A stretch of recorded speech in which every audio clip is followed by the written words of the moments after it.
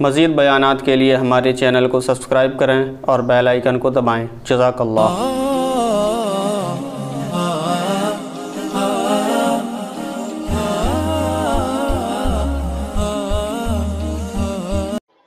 معیار بدل دی۔ تو چونکہ آج کا یہ مسئلہ بہت بڑا ہے، اکثر آنے والے پوچھتے ہیں وہ جی لگتا ہے کسی نے کچھ کر دیا، رزق باندھ دیا، لوگوں کو کیوں چھوٹا خدا بناتے ہو؟ اگر اللہ رب العزت رزق دینا چاہیں، ساری دنیا کے انسان جمع ہو کر اس کو بند نہیں کر سکتے، اور اللہ تعالی رزق نہ دینا چاہیں، ساری دنیا کے انسان مل کر رزق دے نہیں سکتے۔ جب رزق کا پروردگار نے ذمہ لے لیا، پھر اتنی فرسٹریشن کس بات کی؟ مومن کسی اور نظر سے دیکھتا ہے، اس کو تو یہ دیکھنا ہے کہ مجھے رزق کے لیے ہاتھ ہلانے ہیں، حرکت کرنی ہے، اور اس حرکت میں میرے مولا نے برکت دینی ہے، جو میرا حصہ ہے وہ مجھے ملے گا۔ شریعت کی خوبصورتی دیکھیے،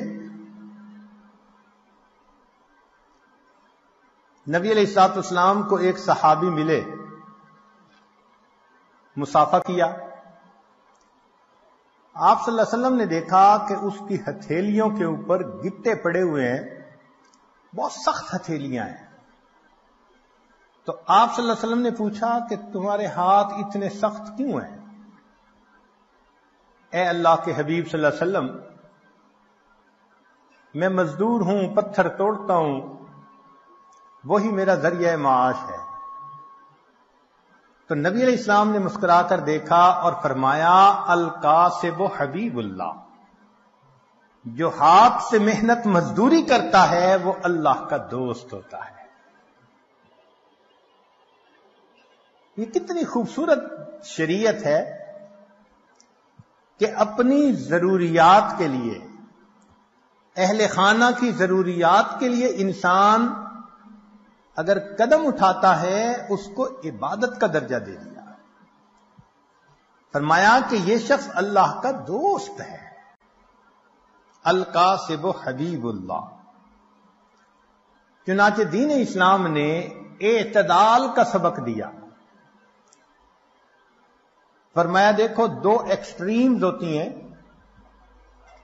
ایک تو یہ کہ انسان اتنا عبادت میں لگ جائے کہ دنیا کو خیر باد کہہ دے،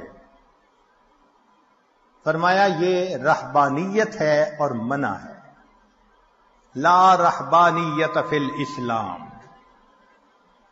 اور دوسرا، انسان اتنا دنیا کے پیچھے لگ جائے کہ روٹی، کپڑا اور مکان اس کو زندگی کا مقصد ہی بنا لے، فرمایا یہ اباحیت ہے اور یہ بھی منع ہے۔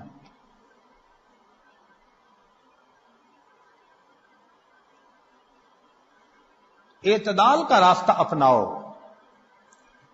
ضروریات پوری کرنے کے لیے کام کاج کرو۔ چنانچہ شقیق بلخی رحمت اللہ علیہ اپنی روزی کے لیے کسی دوسرے شہر کا سفر کرنا چاہتے تھے، اپنے دوست احباب سے مل کر وہ چلے گئے۔ کچھ دنوں بعد واپس اپنے شہر میں، ابراہیم ادم رحمت اللہ علیہ نے پوچھا، شقیق کیا ہوا؟ کہنے لگے میں راستے میں تھا، ایک معذور چڑیا کو دیکھا، زخمی چڑیا کو جو اڑ نہیں سکتی تھی۔ ایک صحت مند چڑیا اس کے پاس آئی اور اس کے منہ میں دانا تھا، اس نے آ کے اس کے آگے ڈالا اور معذور چڑیا نے کھا لیا۔ تو میں نے دل میں سوچا کہ جو پروردگار معذور چڑیا کو رزق دے سکتا ہے وہ مجھے بھی دے گا۔ تو میں وہاں سے واپس آ گیا۔ ابراہیم ادم رحمت اللہ علیہ نے فرمایا کہ دیکھو، معذور کا وتیرہ نہ اپناؤ، طاقتور بن کر محنت کرو، کماؤ، خود بھی کھاؤ، اللہ کے بندوں کو بھی کھلاؤ۔ تو شریعت یہ بھی نہیں کہتی کہ معذور بن کے بیٹھے رہو، پڑے رہو۔ جوان العمر انسان ہو اور دن کے 2 بجے تک اس کی نیند ہی پوری نہ ہوتی ہو،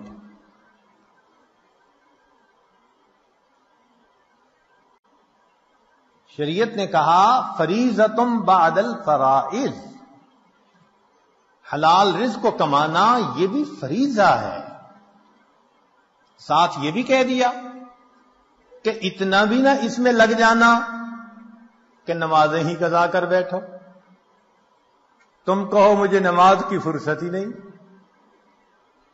تو یہ دین اسلام کی خوبصورتی ہے، اعتدال کا راستہ دیا۔ یہ ذہن میں رکھیے گا کہ پیٹ کا مسئلہ زندگی تک کا ہی نہیں، قبر کے بعد کا بھی ہے۔ پیٹ کا مسئلہ زندگی تک محدود نہیں، زندگی کے بعد بھی پیٹ کا مسئلہ ہوگا۔ اگر نافرمانی کر کے دنیا میں رہے، جو بندہ جہنم میں پہنچا تو وہاں کیا کھانے کو ملے گا؟ زقوم۔ کیا پینے کو ملے گا؟ غسلین۔ تو کھانے پینے کی ضرورت تو وہاں بھی۔ تو دنیا کی مختصر زندگی کو نافرمانی میں گزار کر اپنے لیے آخرت کے عذاب کو واجب کر لینا، یہ کہاں کی عقل مندی ہے؟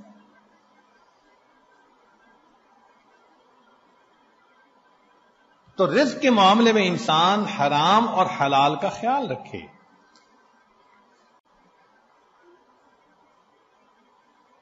پیٹ تو انسان کا اتنا چھوٹا 2 روٹی سے بھر جاتا ہے،